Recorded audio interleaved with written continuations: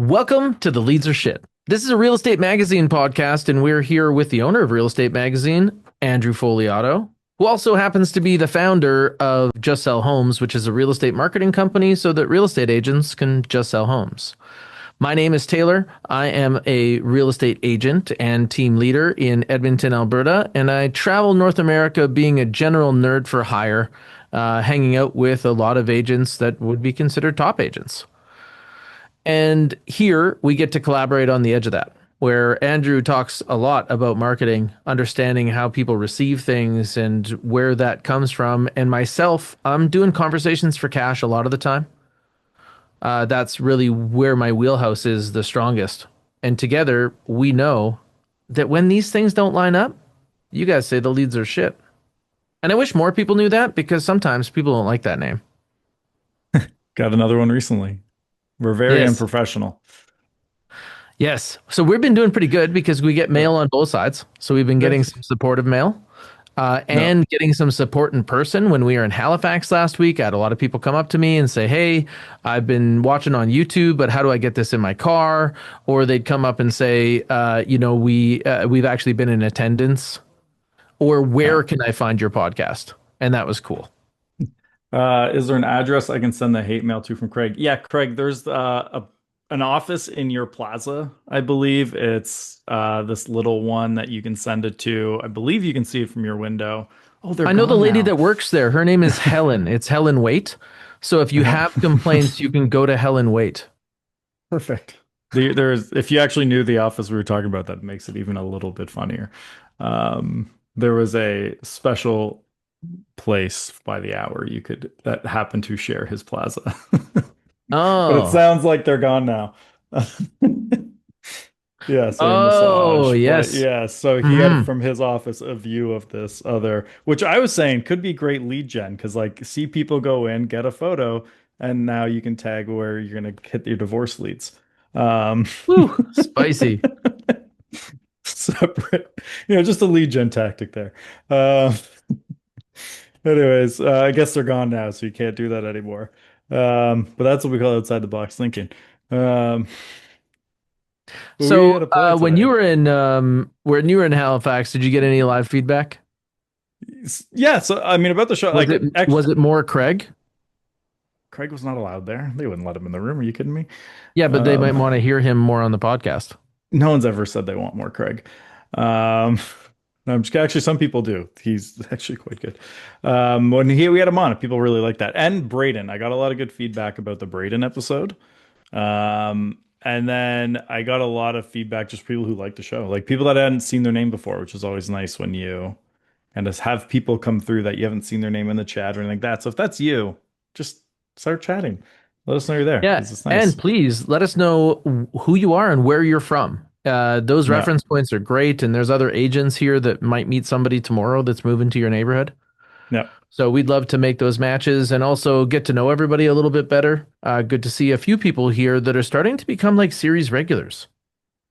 Yeah. Okay. And Anthony Brown, apologies. We were in your town and didn't see you. Got a little busy last week, which doesn't feel like it was just last week. It was Uh, weird. Like yeah. and what I mean by that is when for me it was a 3 hour time change, but Oh, yeah. then I flew in red eye, so I was all sideways. So it really does feel like I stepped through a time warp to this place with a lot of water. But the Yeah. people But feel the same. good Like people oysters. on the coast, they're like sea rednecks, and I'm a snow redneck, so it fits great. Yeah. Both like Well, no, truck. I really like that was my first time since I was like 8 in Halifax. Really enjoyed it. So I just got to go back and I didn't actually see any of Halifax outside of like two dinners where I walked to them.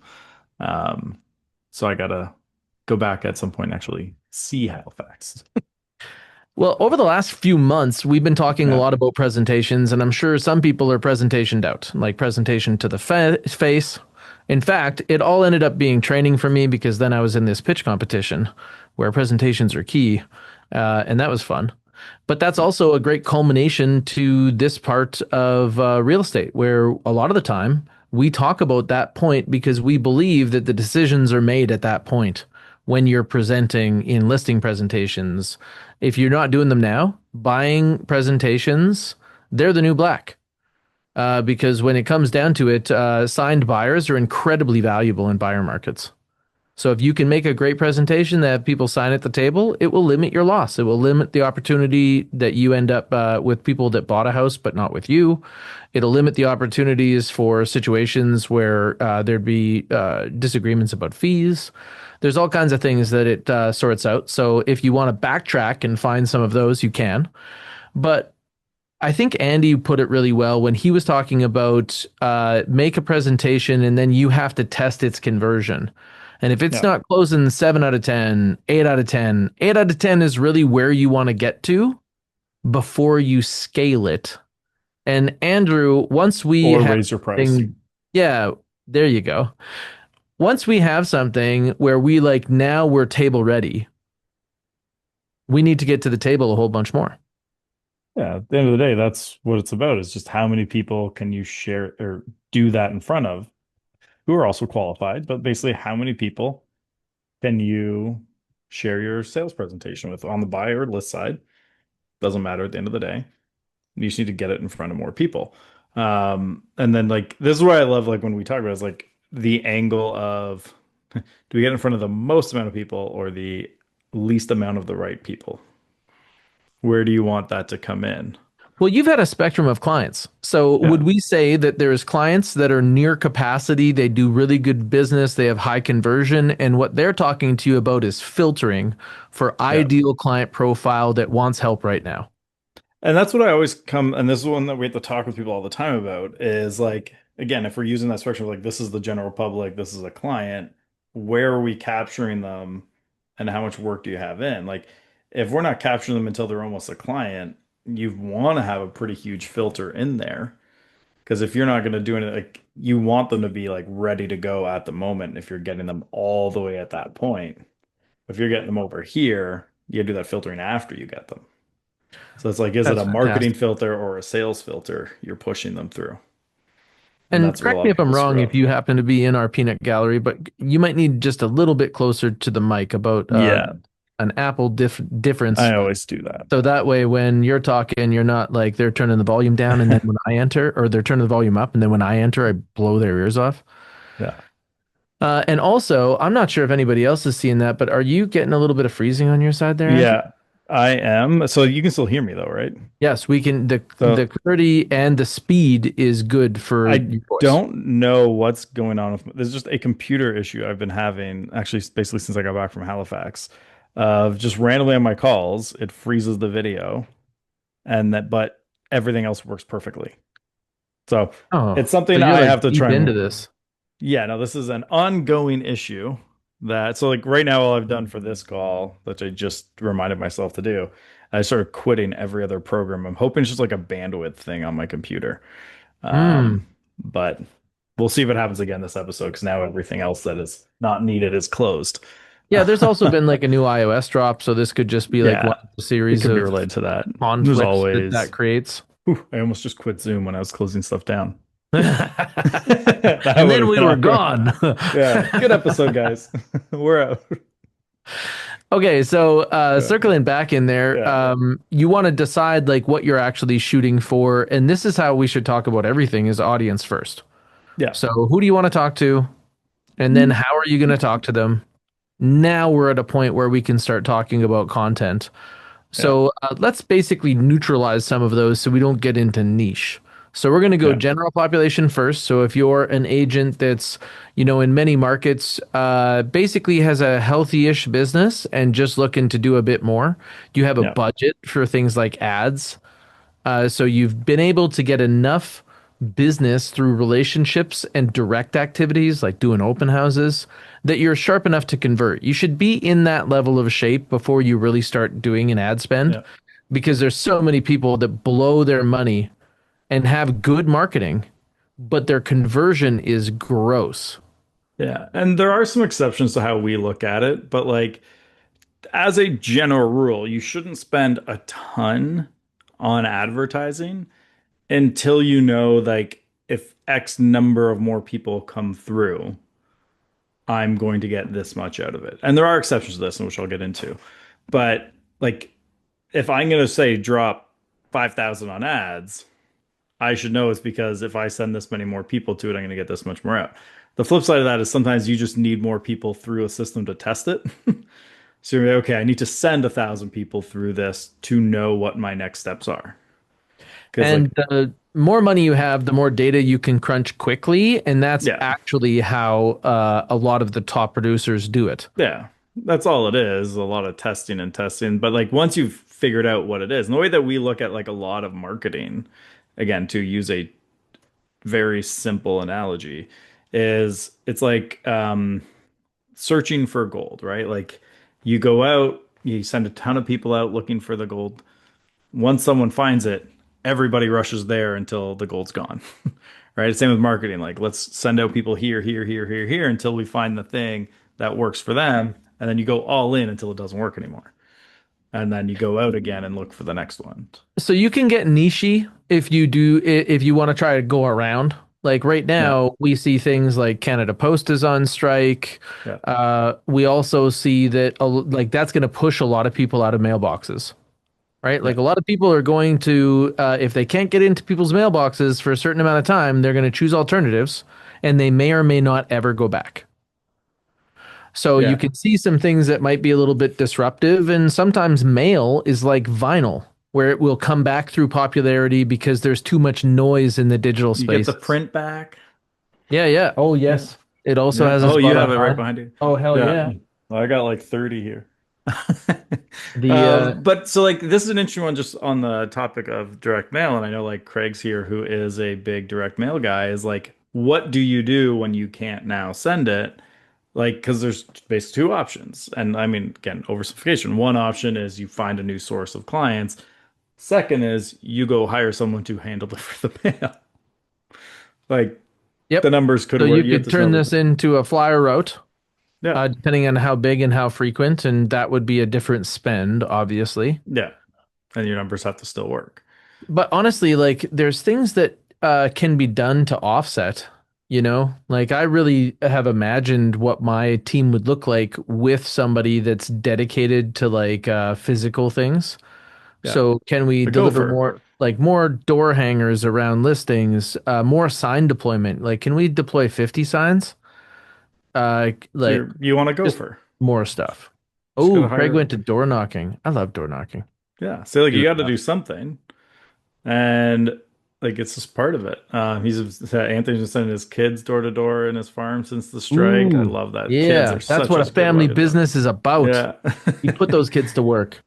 Yeah. But yeah, Hmm. it's how you got to have that backup. Like I was on a call with a client recently and it was a planning meeting of let's say hypothetically like Rogers goes down again and we like lose access to the CRM, what is the team going to do as a backup plan if they can't access that data but we still want to drive revenue? And it's like, what are the backup plans? Like in this case, can't send mail now. What are we going to do? And your ideal scenario is what is that thing that is the closest to it that you can still do? Because you don't want to have to like build new systems. You're either kind of like just finding something that fits in a similar way that drives results still. And that's you got to know how your system works at that point. And most people don't even have a mapped out system. And these are where a lot of people that are deep in expertise spend their time is like, oh, what if this like rando thing is happens because they really have the day-to-day stuff down. Yeah. But what we want to do is talk about that like aim for center mass. So if we were just to say like if you're at that level where you're going to be entering into ads, there's a whole series of places that you could choose, but you should probably go places where there is evidence that this will work. Yeah. And if that's the case, I'm guessing that you're going to tell us that we should only advertise on Yelp and only on Sundays. That's all. That's all it works. What Mm. the hell? People still use Yelp. Have you like ever like in the last 10 Only when I years, have travel.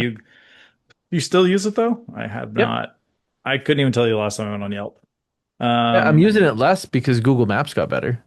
yeah, like the last time I used Yelp or even went on Yelp was like I guess Apple at one no, it was Androids at one point changed their caller ID system to search Yelp as well and pull in the phone number if it's on there as caller display. Interesting. And it started pulling in Andrew Fogliato Remax when I was calling from Just Sell Homes. Oh, that's a hard foul. Yes. So I had Yep. to go and fight with Yelp to take my profile from back because like I had tried, but then I didn't like put that much follow up into getting it down. And they actually are a bit of a pain to get a profile down. We've wandered Um, into the ditch again. You yeah, would we should get out of actually here. say that you would probably go to Facebook because they have the largest daily user rate. For travel recommendation?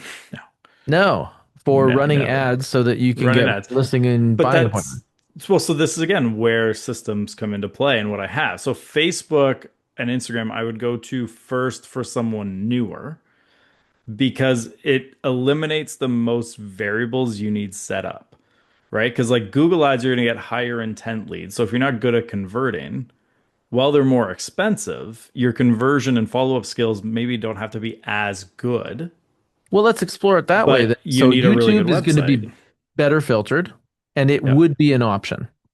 Yeah. And then Facebook how would you see that one? So typically it's again, that depends on how much you're willing to spend, what you want your cost per lead to be. But if you just want the most amount of leads possible off Facebook, the easiest way to do it is run a Facebook lead form, advertise listings. You're gonna pretty consistently get $1 to $3 a lead, especially the first week or two of a listing. And you can just fill yourself up with a lot of leads, right? And if you're filling yourself up with a lot of leads, great. Now that's one option. But if I want to get like a higher quality and not necessarily like massive higher quality, Google ads, you're sending them, but they need a good website that'll convert that traffic. And most people's websites don't convert traffic well. And then it's getting, okay, are we doing an open one where they can just look at everything? Or are we doing forced registration? Because like forced registration is that I love actually like having this debate and I'd love your thoughts on it and anyone else is like I like forced registration from the perspective of it gets me a consistent lead flow. So like if I force you to register on my site to like view properties, whether it's immediately after 3 or whatever the number is irrelevant, it's predictable. Like I know for X number of spend, I'm going to get this many leads. If we take it off, there's less predictability to how many leads you're going to get, but the client experience is 10 times better. Hmm. So then it's where do you put that value is on you getting leads or on the client's experience. Okay, so now we're talking about lead sources and then also like the mechanisms to get contact information. No, So YouTube would be one place that you could go and put up your ads. You were saying that Google Ads is another one in Facebook, and they would all have three kind of distinct variables. So if you have a website where someone comes in and they can convert, if it's like if you're advertising property, which is what Andrew has mentioned, the way that this actually works is you become a member of a brokerage that has listings even if you don't. no. Because the way that most common law brokerages work, you can do this. I understand there's exceptions. We're trying not to stay out of the. We're trying to stay out of the ditch. And then you run ads, and on the Google ads, you'll be running them normally based on what people are searching. So if they're using keywords like house in your city, house for sale, or if you're maybe a listing agent, you might be trying to lock up like sell my house fast, sell my house for most cash, best listing agent, those types of keyword categories. And then the step that they would take is they would go into your website. And if they're searching for things, they're more likely to opt in. So it could just be a contact us page. And Yeah. then what has to happen is that contact us page has to work and it has to give you an alert because even if it's your favorite cousin, if you take 3 days to call them back, they have another agent. Okay. Yeah. So lead quality is based on lead response. Now, when we go to YouTube, it's much the same. You have to put on content that shows someone enough information that then they will click into something and then maybe they go to a contact me ad if your video is compelling enough to do that level of conversion. And if not, you might be sending them to something like a search page on your website. So now you need a different mechanism. So some brands include this. So you could get this with your bundle when you join certain brokerages. And then the idea is from Facebook or maybe from these other sources, you're sending people to search pages where they can look at real estate. And then you're either betting on one or two conversion methods. So there's the opt-in method, where they see something that they're interested in, but since they're on your webpage, anytime they hit book a viewing, it comes to you. All right. The second is that you do some setup of forced registration, which means that maybe they get to see the first house, but like the third house, it locks and then it goes into forced registration. In which case, in order to go any further, they would have to click something that exchanges information with your CRM, and then you get into lead response. And I think if you're listening to someone in the industry and they talk about like their conversion rates, you have to know what type of marketing they're doing to make that a relevant discussion. Like when I say the average conversion rate in the industry is like 2%, that includes every type of lead source coming in from online. Whereas like I know some people based on how they're set up, their conversion is like 60, 70%. But it's because they've filtered everything online to a point where it's like you do not reach out until you're like, come list my house for me. So this is where we have Yeah. like different goals, and normally we start at different levels, but we're kind of talking about that like if this was a lead stream for you, and in my mind, it would have to do somewhere like for me to start a new lead stream now, it has to show potential that within like 18 months, it can do more than 20 transactions a year. Like that's Yeah. where my appetite is. But for you, it could be like, hey, I want 1 or 2 shots a month. It depends. And then the type of lead you get in. So if you do forced registration, what you're basically saying is, hey, anybody who wants to look at houses, come over here. That isn't intention to buy. No. And then they come over here, and then you say, hey, this is kind of interesting, but you're going to need to show me your ID to go any further. Yeah, and like it's kind of are you generating MQLs or SQLs? Like forced registration with Google ads, Facebook ads. And forced registration can also include things like I have a report for you to download. It doesn't have to be a house related. It's just But if essentially it a is lead property, magnet. which is probably the easiest thing for most Yeah, people it's to easy. set up, Yeah, easy. then what you're going to find is that it does play at a variety of levels of the funnel. You Yeah, will find some people that are shopping right now running those ads, but you yeah, will also find people that are wondering if you do rentals. You'll find people that have no chance of ever buying a house. They just were willing to look at houses, and since shelter is a base need, it's incredibly popular. And we have false positives in real estate that you don't see in other industries. Like yeah. plumbing does not have this problem. And you got to look at even in there, like when I see that Addo from Agent Locators in the chat, we should have him on sometime and actually have because he's like, do you know Addo? Have you met him Mm-mm. before? So, do you know Agent Locator? I know Yep. they're not as big out west as they are in the Ontario and stuff. But so they do a really good job with Google Ads. So we should bring them on and we can go deep on Google Ads sometime. Um, but it's like, and I lost my train of thought because I started talking about Addo. Sorry, Addo. Uh, fuck, what was I saying? What were we talking about right before? I hate when I do this. This is the problem Okay, with a so we're live talking show. about what like forced registration versus opt-in and how that conversion looks, and also Yeah, um, what the work rate is. yeah, So if you're doing forced registration leads, get ready for a treadmill. yeah, And you should be sorting them. Like if you're paying the highest paid companies that deal in forced registration leads, and I've been members of many of yeah, those communities, yeah, what you find is that people are setting up factories. So they have ISAs. The reason that they have yeah, ISAs is it's really difficult to convince an agent to make 10 attempts in the first 24 hours. yeah. So You know? Ados here saying he tested out spending forced and non-forced and spent 50K on the test. So we should chat with him at some point and bring him up to talk about that. Okay, let's do it. So the if Addo has time, then we can bring him into the post show and then possibly do an episode with him in the future. Yeah, But if you got to go right away, Addo, then we're going to talk to you quick. He's going yeah, to respond in the chat. yeah, So you can see these different methods, but what I know as somebody who's been doing this for a long time is that the quality of web leads has changed. So when I first started talking about this on stages in 2018, I think there was 8 million MLS, or sorry, 1 million MLS sales attributed to 8 million web-based leads in web-based leads in the United States. So that's like a 1 out of 8 shot. yeah, But over the next 4 years, it actually went a 50% reduction. So it was like 1 out of 16. So those lead gen companies didn't do a better job at finding us more people that wanted to buy houses. They did a better job at making people click stuff. So let's talk yeah. about this. Let's Can you make it happen? We're going to pull Addo up here. This is Yeah. Addo from Agent Locator. Yeah, I'm gonna hit him promote to panelist, so you should see a request to join as a panelist. But yeah, like I mean, that's part of it. Is like you're not creating more sellers, you're just making it easier for people to get them. And you spend enough money, people can get a lead. That's why I would say like lead gen's the easy part. Look at this. Addo Hey, comes live Addo. from space. Yeah, Oh, I didn't realize that I got my space background on yeah, me. fancy. I No, won't this try to is figure out how to great. I turn it love off. it. So if people who don't know Addo, he's the CEO. Is that CEO the title?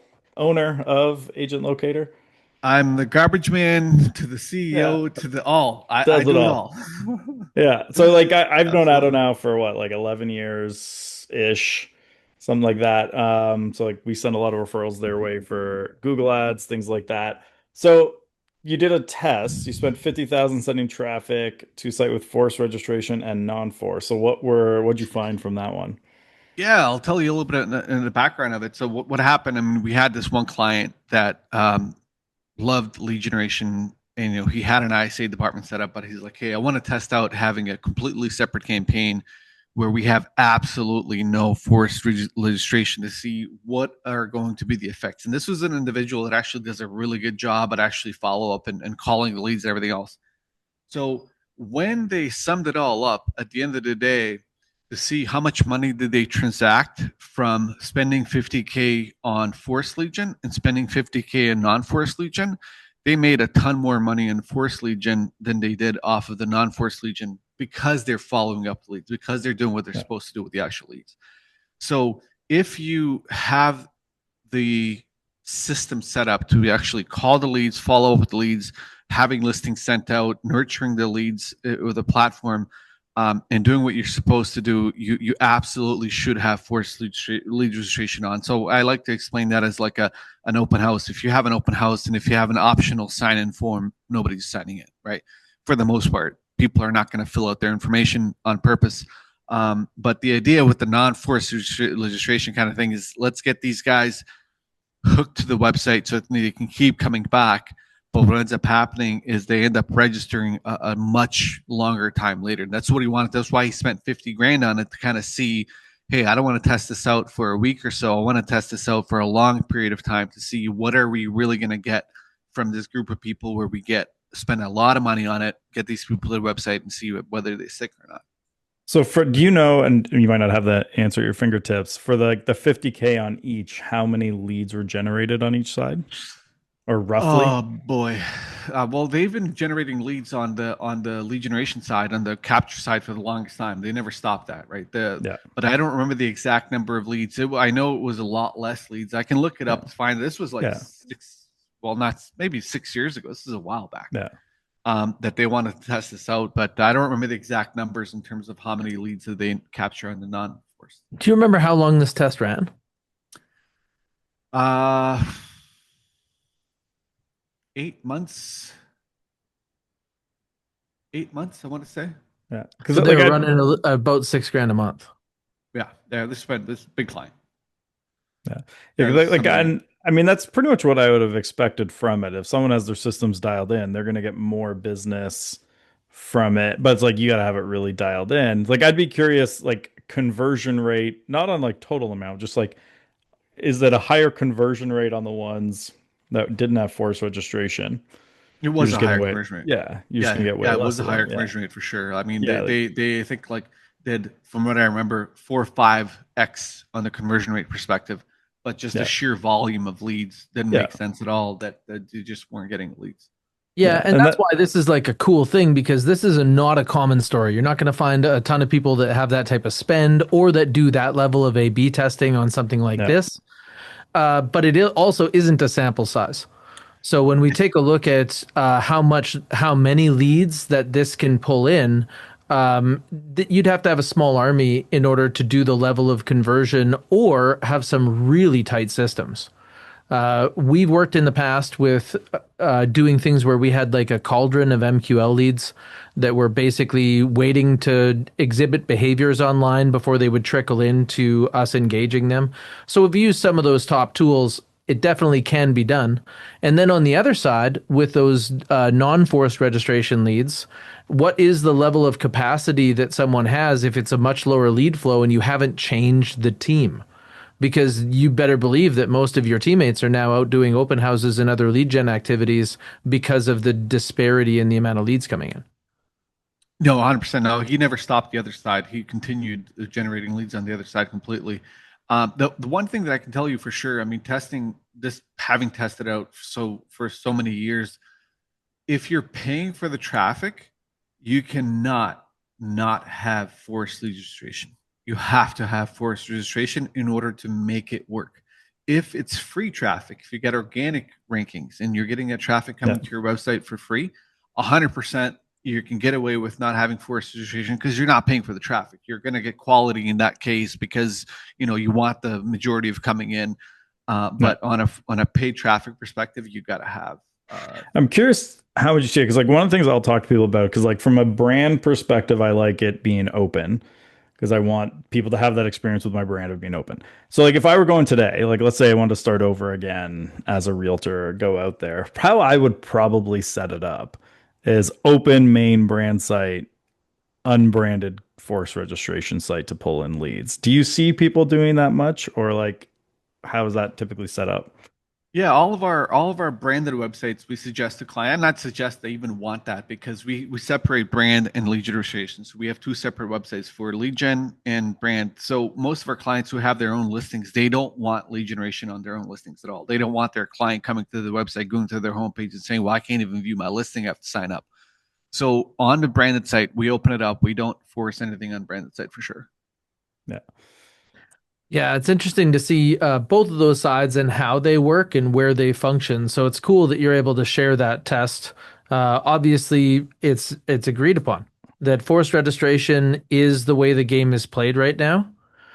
And I also wonder about the testing between the deals that were done between opt-in and forced registration, and what would be the difference in average price and other things like that. Because I do believe that you end up with more of the spectrum when you do forced registration, because unless you set up specific filters. Yeah. But then Then there's on the challenge, and I'd be curious if there's any difference in it. And again, this would be one of those things that'd be really hard to test because you'd have to do it on like a 5 to 10 year timeline. Is like, do people coming in unforced do more repeat referral than the forced people? Like, what is that long term? But like to test that, it would be a very long Depends on the term connection tough. you make with them, right? And it depends on the agent There's so themselves much because some there. agents are really good at getting referrals. Some agents are really bad at it as well. That's the same with lead follow up as well. Some are terrible at it, and some just say the leads are shit. So out of the like we've joked about this offline many times of like we know that if someone comes to you from me or from you to me and they say the leads are shit, they're churning not long after, and they're just going to add each of our companies to the 100%. list. Yeah. Yeah, 100%. And I always say to them, like, if their leads are shit, our leads are shit. Period. Yeah, that's what I say too. Yeah, you got to have the machine to crack them, and it's all about conversion. That's it, right? Like it's how you work them, and like that's what I appreciate about that is like I know he always kind of does a lot of research and testing of what actually moves the needle on it. Because yeah. One of the new things we're testing out right now is just sending a ton more signals over to Google with the campaign. So, for example, when you have a lead come to your website, one of the primary signals has been when a lead registers, right? So when a lead registers, we tell Google, hey, Google, this registered, so send me more people like that and show my ads to more people like that. But what we're doing now is we're sending a lot more signals to Google. Like, for example, we're asking people whether they're pre-approved for a mortgage, what type of home they're looking at, what the price range is on the website. And then we're sending those signals to Google before they even register. And even after they register, we keep sending signals to Google. Like, for example, if somebody's looking at houses with pools, we're sending that to Google. And then what we're doing with that information is we're remarketing to those people and showing them videos of families swimming pools and, trying to get the agent's brand at that point to actually stand up more. And we're sending that traffic to the branded website, if that makes sense. And I have that type of like direct correlation with what they want and the person that can deliver it to them. That's like really what you want as an entrance in marketing. You want that know, Yeah. like, and trust to be like, oh, this guy's the pool guy, you know?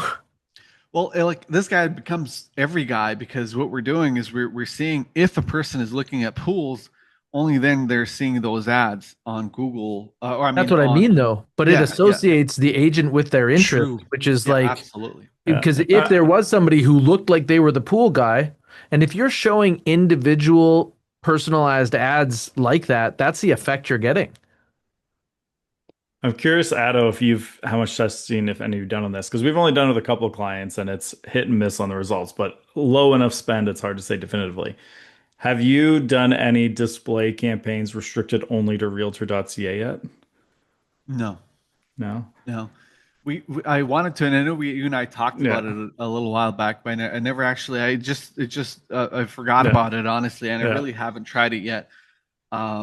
To kind of see how it's going to work and whether there's something with it. Have you tried it yet, or?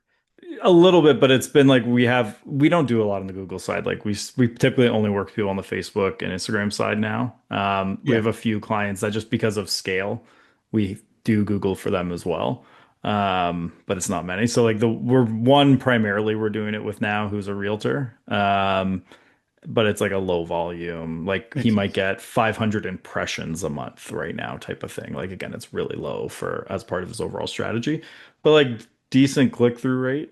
But I mean, compared to a regular display campaign, which isn't that high Yeah, yeah. generally. The best display Yeah. campaign so far, we're just it's remarketing. It's Yeah. effectively we're finding it, and because it's first person, meaning that when they visit the website, we're sending that information over to Google as soon as they visit the website, or when they keep coming back to the website as we send listings.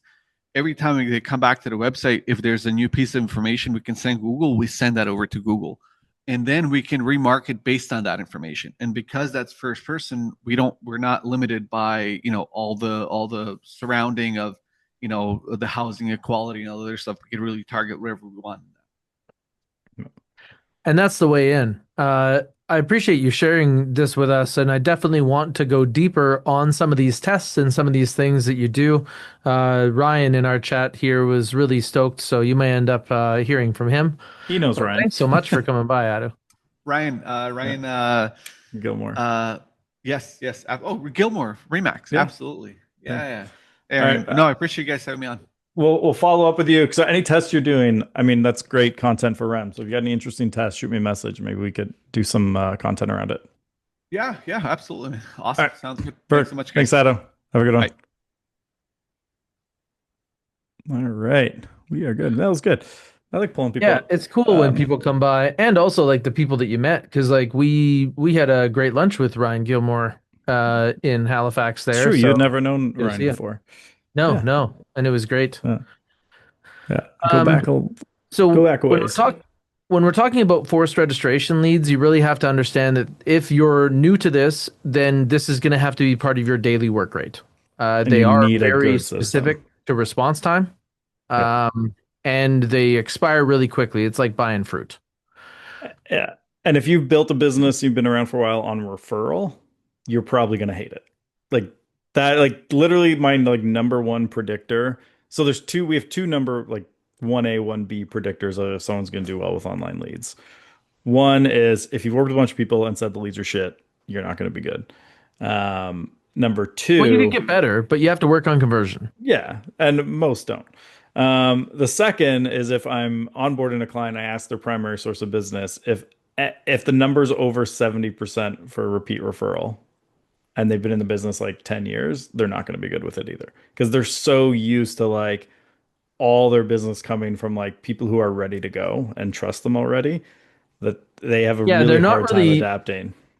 they haven't exercised those muscles around getting Yeah. someone to know and like you. Because Yeah. everybody that comes in already knows of you and is open to liking you because they've either met you before or they've met someone who had a good experience. Yeah. So there's already a little bit of trust even in there. And like it's like they have the know and the trust, but from the referral to a degree. It's not full trust yet, but there's some. And now they're just feeling, okay, do I like this person as well? Which is a lot easier to get than to go from they don't know me, then I got to get them to like and trust me after. Like that's what Yep. makes a referral so gold. And because you it's can such kind an of easier pave the one. way there because most people that hear about you from others will look online. So Yeah. that's where your website just needs to pass the smell test. Needs to be like, Yeah. you need to have a website. Yeah. That's what we call a And brochure then presence. are you present on the major social medias at least? This and what do you have for reviews? Those will be like the things that can kind of get that to happen more likely if people are talking about you. Yeah. But this is the illusion that most agents have. Is they're like, oh yeah, I've got 5 reviews and I've got this like credibility milestones that I just outlined. Yeah. And they're like, so people should be calling me, but they're not. 5 means nothing. Well, the truth is that the only reason that anybody ever finds that stuff is because they got your name from someone else and they went to the internet looking for Yeah. you. They don't often go to the internet looking for you, and that's why well, they go to the internet looking for themselves, but that's why Andrew was suggesting property pages because that's more in line with what they're trying to do. But let's take that maybe to the next level. If you wanted to introduce yourself to people that have the problems that you're there to solve, from their perspective, what matters to them? I mean, again, it depends where they are in the process, and where you ask about what matters to them. Because like someone just starting, have they've decided they're going to sell their home. Like the yes, price matters to them, but what actually matters to them more is where they're going. At the end of the day, everyone's forward looking, right? Like they're looking at, okay, I got to sell my home. The only reason I want to get the most for it is because I need that to get the house I want. Because everyone's And thinking about that's the house why they're a lot of going the to. time you actually find them on the path to what they want and then realize they have to sell a house. Yeah, like I way prefer to go all buyer leads with our marketing to get seller leads. Like Absolutely. the only time I want to go hard on seller leads is if I'm trying a campaign that is trying to get come list me's, right? So like we're going way deeper into the like the only people who are going to reach out, but like you can be into the hundreds of dollars a lead at that point. Yeah, but you're targeting people that are showing an immediate need and right at the bottom of the funnel. So is it Yeah. worth it in your market? Like there is going to be a Yes. juice for squeeze. So you need to analyze that and know, and you need to be able to afford enough of these at once to actually fund a marketing campaign. Yeah. Like if you can only afford one a month, you're probably not in the right pay Well, scale. that the toughest thing with that, like when you're trying to generate the come list me's, is like most people don't have the patience or a high enough budget to test it, right? Like to do that well, and like you probably got to be spending 5 to 10 grand a month minimum. So then you would run that during your test phase. How long would that take? I mean, any campaign, I want at least 100 leads in before I can say how it's doing. So at 10 grand, you wouldn't expect that in a month? Again, depends on the campaign we're running. So at a Mhm. come list me campaign, like that could easily be 200 bucks a lead, 250 bucks a lead. Yeah, but there's a lot of 200s in 10 grand. That's why I was Yeah, asking. what is the If actual number? I don't have my mathing on my head right now. 50. 50. So no, it's not enough. Need more. So this is Mm. where it's a hard one to like properly test unless you're willing to spend big. But this is like just an interesting thing about real estate is like you'll have people who scoff at spending $100 on advertising, and then you have others who will spend 1,000 a day. And it's Yep. such a wide variety of what you're getting, right? So like most people, it makes sense to do cheaper leads and work on their systems because they can spend more of their time following up with leads instead of their money generating way more of the quality stuff. So Hmm. it kind of comes into what are you trying to do? Like like if I went back to sales today, most of my time would be because I know long term it'll work, is building the higher quality input.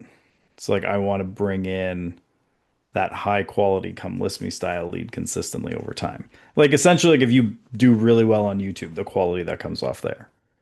But Mm, like you might have to do YouTube for 12 to 24 months until that starts coming in and you have to be doing it well. I'd say with like SEO, like SEO works. So this is like kind of like one of the original reasons we bought REM, right? Is like mm, the leads that brings in by putting out content, creating goodwill, showing expertise, creates really high quality leads for our business. But that doesn't happen quickly. hmm That takes us a while to get that in front of them, get them into the ecosystem, bring it through, and then push them over. So it's a similar type of thing, right? It's like, do you have the patience to do that and the faith that it'll work? Most people want that ding, ding, ding of the new leads coming in. But that's where these become nuanced strategies because, like, it could be that I look at this and I'm like, man, what's the value of cracking this code? So if seller leads are $200, and then Come once we list me leads. That's different than or a come seller list lead. me leads, if come Yeah. list me leads are $200, and once we finish testing, we could probably optimize this a little bit down from there, maybe get it to like a 150 or more for 200, whatever we Yeah. choose to do. And then we can figure out what we would want to do for the budget different times of year. Because it could be that you see this so plentiful, between March and Yeah. and May, and then you don't do this marketing as much other times of year. That's part of what the testing would do. But Yeah. then what's the value to solving this puzzle? So if you had some of the best listings going into spring each year, maybe you'd be willing to spend more than $200.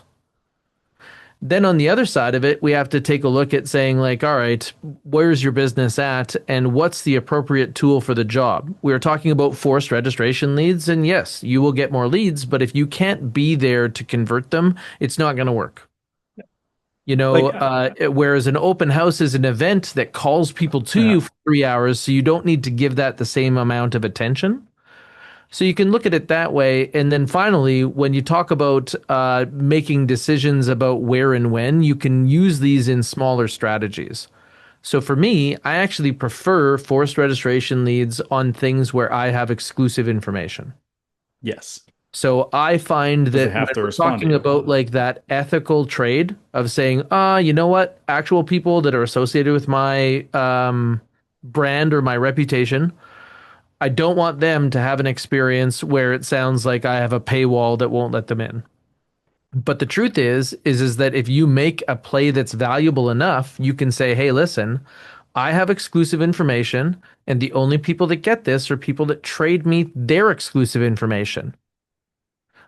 And if you don't want to do that, wait for Thursday. It'll be on realtor.ca, you know? So I that's My where I would do clients are some. paying me to have connections with actual buyers in the market, not to have a store that's open to the public. It's different. Yeah. Yeah, like anything that's exclusive like that, I would typically, and I wouldn't call it forced register, but like if I could build my ideal website, and Addo, you can build this one day, is instead of forced registration on like a website for me, like I would do, which I think we have talked about, is like the register for updates on this property, and then updates about the property get mailed to them, right? So it's like if you, and I would start that in the coming soon of like, hey, like one of my favorite campaigns that used to work well now with the 3 day period, it can complicate it. It's like, hey, the photographer is currently taking photos. If you want to get a copy of these when they're ready, register for the updates, and I'll send you updates when, like, I'll send you the photos when I get them back from the photographer. I'll send you the price when we get it. I'll send it when you go live. I'll let you know when there's open house. I'll let you know when we have offers come in, and then I'll let you know what it's sold for when it sells, and you're just registering people to be updated on a property. And they're Hmm. just, and then you have, and then every time you get a new lead or a new listing, go look for everyone who's registered for updates on a similar property and be like, hey, you've registered for updates on this property. We have another one coming up next week. Do you want the details? And it's just kind of that it's not a true forced registration, but it's changing. Because like my problem with forced registration, as like a brand thing. And this is what I was talking about, where like they don't do it on the brand site, is that idea of like it pisses people off, a lot of people off, as soon as they come to your stuff. So we're like, how can we flip that to people saying thank you for the information they're getting? And that is sending them updates they can't get. And like the registering for updates, what I like about that is it's, you're not forced register, you're not forcing it just to gate information. It's, this information doesn't exist yet. We're waiting for the photographer. We're waiting to determine what price we're going to the market with. You're just going to be the first to know. And it's like I love the register for updates on a property, as opposed to that. Yeah, and like existing leads get value from that. Like you just go on a website and just start like register for updates. And like the challenge with that is there's, from a like technical standpoint, both like automating or not, is like if you're automating it, it has to be based on like MLS fields that you're updating. But like I want things like I can manually send out updates on my own listings and different things like that. and like customize how it's written about and like have new listings that come up. But there's some really interesting ways that if you frame it as I'm going to keep you updated and like almost put this on a watch list for them if I can stay it. Nice. Ada's gonna let me know when it's there and I'll test it out too. But like it's such a simple concept I've always looked at. And I actually got this idea back when I was selling from Craig Proctor, where it's like he was talking about how like kept being told by people to like essentially F off. And he's like, how can I switch it to being thanked? And like that mentality of like when I follow up, I want them thanking me instead of telling me where to go. Hmm. So anytime I hear that of like I've been told where to go, I'm like, how do I switch it to giving them something where they'd say thank you? And being more consistent with what's in, like what's a value for them or what's in it with Yeah, them is a great way. And also, that's an indicator. So if you're yeah, getting a lot of abrasion from people that you're talking to, it's because your approach isn't matching their situation. yeah. So you might be talking to the wrong people, or you're saying the wrong things to the right people. But Yeah. that's where you have to iron it out. The thing that I liked about what you said is that you're asking people if they want updates and then providing updates. So you're doing what you said you were going to do, and you're telling them honestly what you were going to do. Yeah. Whereas where we get people that are upset is that we're like, hey, do you want to look at houses? And then we're calling them. Well, That's like a mismatch. Whereas if you ask them, hey, would you like updates on this? And then they say yes, they're giving you the invitation. And that verbal commitment or that online commitment is real. well, a lot of like, and this is a big thing I see with realtors because like think of how many websites like that people have that's actually just provided by their brand. Mm. How many of them have never even gone through their website I and had a website knows? for several years that I couldn't even have told you which pages were on my website. And here's a problem with that is let's say a lead is reading your website and opts in. You now have no idea what the flow and like what they have now been exposed to before they bought this. You don't even know the context of them coming to opt in with. Like what are the words Therefore, they've seen? What are the messages they're seeing? Your conversion rate's going to drop and they're going to have that mismatch and be disappointed. It's like if someone reaches out to you, and this is one of the problems I've seen with some people, the way they set up automations. It's like, hey, I want more information on this property. And then in like the form field, they've added in like, hey, I just have a question. Is this a saltwater pool or is it chlorine? And then you follow up and don't even mention pools. They're not going to be too happy with you. Right? He's yeah, like, I had one they're question. not I had feeling one question. heard. Yeah. And if they come to your website and you just took like a templated website and maybe like some of the things on there are from a different geographic location because it's the same website they give all realtors, Yeah. I love the palm it trees might in say areas where things. they don't have them. Yeah. They're like, Especially like, wow, you found a place of Edmonton, Alberta that has palm trees outside? yeah. I Definitely want to love buy a it. house from you. Let's move. I do like that temp. Have you seen the meme that goes around that every now and then goes viral where it's like a photo of like Lake Louise and it's like, come to Brampton, Ontario. It's lovely this time of year. Or it's like my favorite hidden gem in Toronto and it's just a shot of Lake Louise.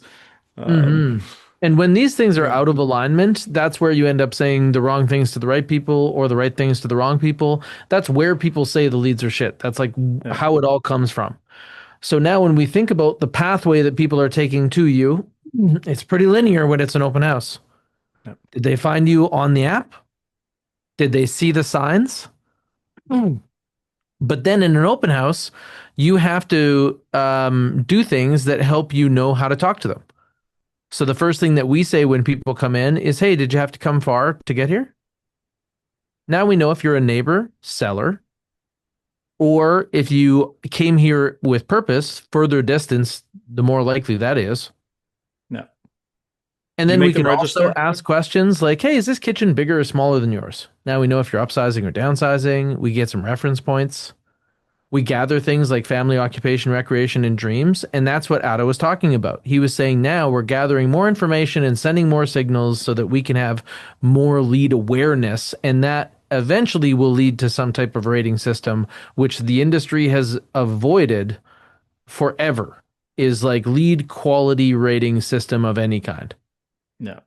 And that's Now, what? because the system, most of the companies that make money, they're like, hey, we make money based on how many leads we send. We Yeah. care not if you sell stuff. Do you, when someone comes to your open house, do you make them register, like sign No, in? No. no.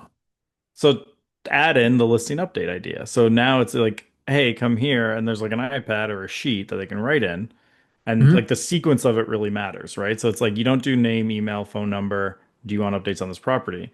It's You do. Do name. you want Do updates on you the want to? property? Yeah. Do you want Yeah, updates on the property? Where can we send them? Name, email, phone number. I like Because if that. you don't want them to have to go back and fix the wrong contact information they gave you. So you have to Because give they them, lied up front. you need to give them a reason up front to want to give you the correct information and to want to sign in. And it's like, and the easiest one there at the open house is, do you want updates on this property, including the sold price when it sells? Yeah, and And this is where everyone's gonna be like, yes, philosophically please. I would be different Yeah. because I don't have a service for everyone. I don't. Mhm. I view great companies as not being like that. Apple doesn't make a product for everybody. Lexus doesn't make a product for everybody. They make a product that one group values so much they don't want to go without it. So for me, when people come in, the last thing I would want is a list of attendees from my open house because I don't want to work with all of them. Instead, I want to have conversations with these people, and then I could be like, oh, you actually appreciate when it's real wood in the car, or real leather, or a car that has a high safety rating or has won awards.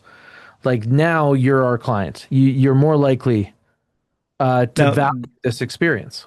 so the nice thing with the attendee side of it is if like you're doing the update is you don't have to follow up with all of them one on one now. Now it's just one email that gets sent out to the whole list that once in a while you're throwing hand raisers out to. And Yep. it's like the good quality people can come through. And I Um, totally agree that that could yeah, be part of it. I'm looking for more of a manageable experience now yeah, as opposed to like a potential experience.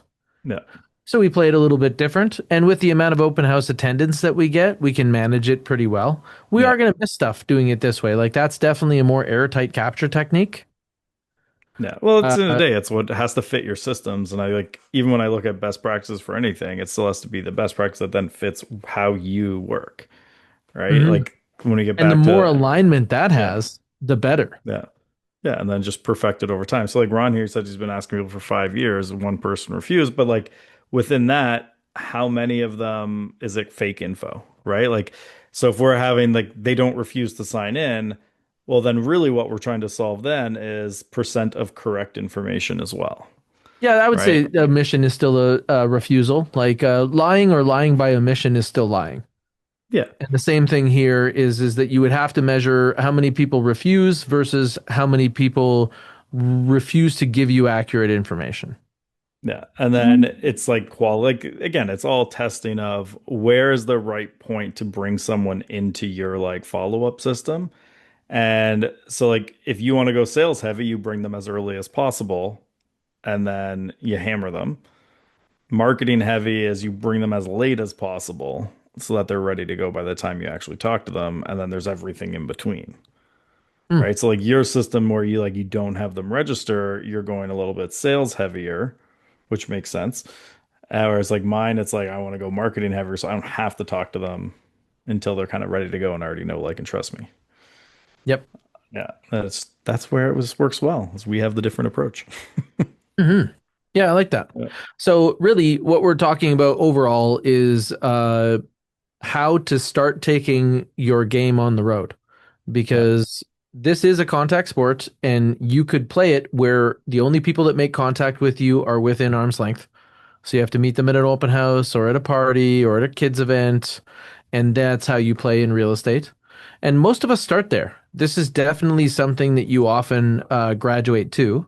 And then at some point, you're going to play it like making bets. And you're like, okay, I bet I can talk to 5 people and get an appointment with 1 person. I bet I can talk to 100 people and get an appointment with 2. That's what Andrew is talking about with some of these metrics. So think about how much you'd have to do to get to talk to 100 people because you're actually probably talking about 400 attempts. And then eventually you're going to work at 2.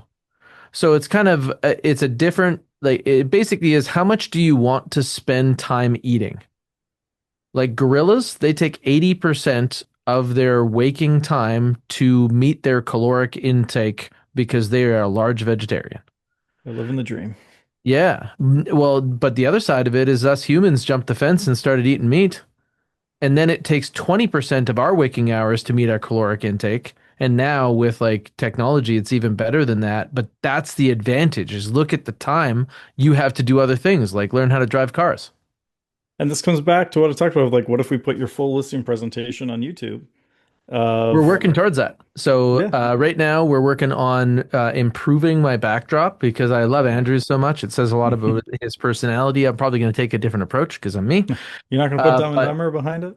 yeah, like it's great. Like UQ conversations, those things are working Yeah, pretty good. And then I have a mother of all notion where I'm taking real estate topics that I know are like the yeah, classics, like should I buy or sell first?